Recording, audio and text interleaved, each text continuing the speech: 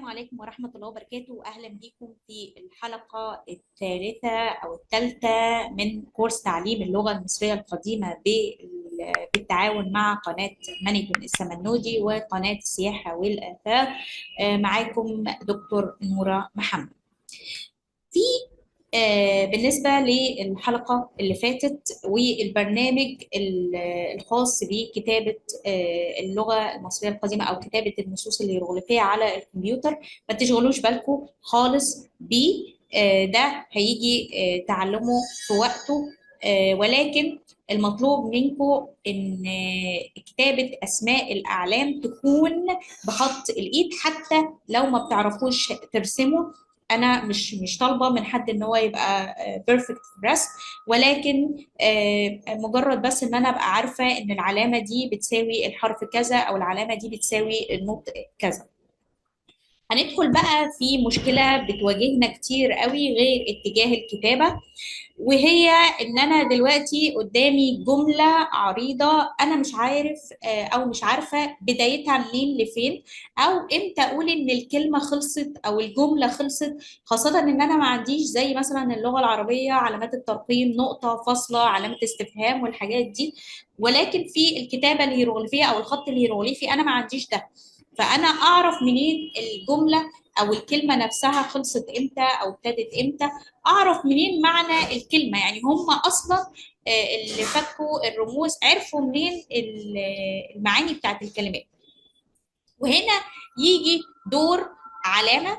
العلامة دي بتوضع بعد نهاية حروف الكلمة، الحروف اللي احنا خدناها المرة اللي فاتت أو المرة اللي قبل اللي فاتت.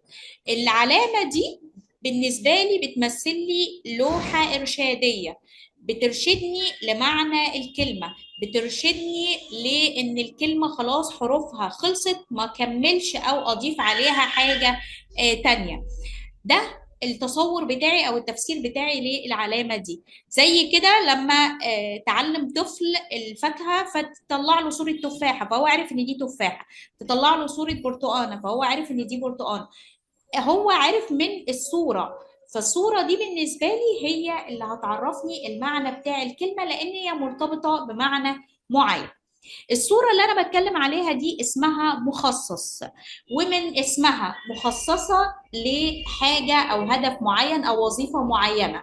الصورة أو المخصص ده هي بتحدد لي معنى الكلمة أو نهاية الكلمة، أو بتحط لي افتراضات حوالين معنى الكلمة.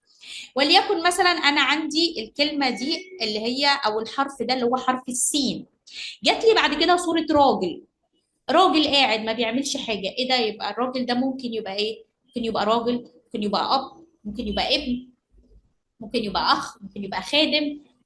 ما قلتش مثلا مركب، لا ما هو ما فيش صورة مركب. ما قلتش مثلا بيت، ما قلتش ان لا، هي الصورة هنا راجل. يبقى اذا الكلمة دي هي مرتبطة بأي حاجة مذكرة او اي حاجة مرتبطة بالرجل. وفعلا كلمة سي اللي هي رجل. طب هل انا قلت السي او السين دي بس، ولا قلت السم مثلا بالكلمه دي؟ يعني دخلت على العلامه اللي بعدها؟ لا، انا قلت السي ووقفت، ما حطيتش اي حروف زياده. تمام. طيب عندي مثلا العلامه دي عباره عن ايه؟ مركب. ايه ده؟ الواو والاي. طبعا سيبكم من العلامه دي دلوقتي، هنعرف في التركيب الجمله وظيفتها ايه. انا عندي وليكن مثلا، انا دلوقتي ما اعرفش تركيبات الجمله، بس انا عندي الكلمه او الحروف اهي، وعندي صوره مركب. يبقى بالتالي الكلمه دي مرتبطه بالايه؟ مركب، قارب، سفينه، يبحر، يعبر، يعدي. انا ما حطيتش اي كلمات معنى او اي كلمات او اي معنى تاني غير اللي بيدل على الصوره اللي قدامي دي. تمام. هل قلت ان الحروف دي بتدل على كلمه راجل؟ لا، ما فيش صوره راجل. ابن؟ لا. معبد؟ لا، ده صوره مركب. تمام. يبقى اذا الصوره دي قالت لي ان خلاص الحروف خلصت، ما دخلتش على الحرف اللي بعدها. لا، ده هنا قالت لي كانها بتقول لي ستوب، ما فيش حروف ثانيه. تمام. ثانيا انا دلوقتي عرفت المعنى بناء على الصوره دي. يبقى اذا المخصص ده هو اللي بيوضع بعد نهاية الحروف بتاعة الكلمة عشان يحدد لي معنى الكلمة أو ويحدد لي إن الحروف انتهت. هناخد مثال. عندي الحروف دي حرف السين وحرف الت، دي كلمة ست. طب دي مين؟ دي واحدة ست قاعدة. طب ما انت كده هتخمن ان كلمة ست معناها ايه؟ ست، سيدة، ابنة، اخت، خادمة، صح كده؟ مش هتقول مثلا ست يعني مركب، مش هتقول ست يعني عرش، مش هتقول ست يعني واحد بيمشي، لا ده واحدة ست قاعدة. اذا فكلمة ست معناها ايه؟ معناها سيدة. طيب نيجي عند هنا سين وت، ست، برضو نفس النطق، ولكن الصورة هنا ده صورة كرسي العرش بتاع زمان. تمام. اذا هتقولي ده سلم، هو السلم بيبقى درجة وبعد كده درجة كبيرة قوي وبعد كده درجة صغيرة، لا ده كرسي العرش. تمام. طيب اذا مش هتقولي ان ست هنا معناها نفس النطق بتاع ده، مش هتقولي ان ست هنا معناها سيدة، لا ده ست هنا معناها عرش، يجلس، كرسي. صح كده؟ يبقى انا حطيت المعاني في النطاق بتاع الايه الصوره اللي معايا. يبقى ست هنا معناها سيده، وست هنا معناها عرش. طيب ب ور وصوره اربع حيطان او اربع جدران، او نفس الشكل بتاع البيت اللي احنا كنا بنرسمه واحنا صغيرين، مستطيل وفيه كده مستطيل صغير او مربع صغير كده اللي هو الباب. يبقى اذا ده غير حرف اله. حرف اله كان مسقط امامي للكوخ، تمام، بيت من البوص، لكن ده البيت، التصميم بتاع البيت. طيب هتقول بر دي بيت يسكن، مكان، مقر، يعني اللي هو ايه، حطيتها في نطاق ان ده مبنى، حجره، ماشي، اللي هو اي مبنى باربع حيطان، بيت، منزل، مقر، ايا كان.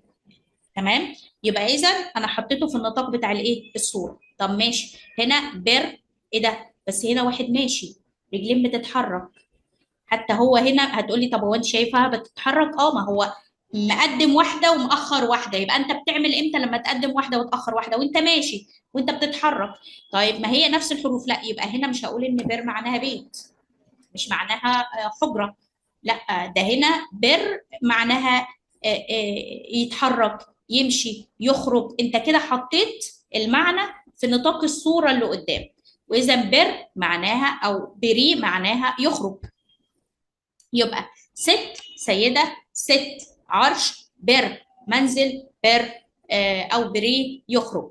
يبقى اذا هنا حطيت لي المعاني في النطاق الصورة اللي موجودة قدامي، وهي دي وظيفة المخصص. أنا ما زودتش أي حروف عن الحروف اللي قدامي، ولكن حددت المعنى بناء على إيه؟ الصورة اللي محطوطة لي بعد الحروف. المرة الجاية برضو هنكمل في موضوع المخصصات. مطلوب، مش مطلوب من حضراتكم ان انتوا تحفظوا المخصصات خالص، هو كل المطلوب منك ان انت لما تشوف الصورة تعرف هي الصورة دي بتعبر عن ايه، وده لسه هنكمل فيه. لو في اي اسئلة لحضراتكم ممكن تحطوها في الكومنتس. فيما بعد هيكون في واجبات مطلوبة منكم وهتتبعت على صفحة مانيتون السمنودي. اشوفكم على خير ان شاء الله. سلام عليكم.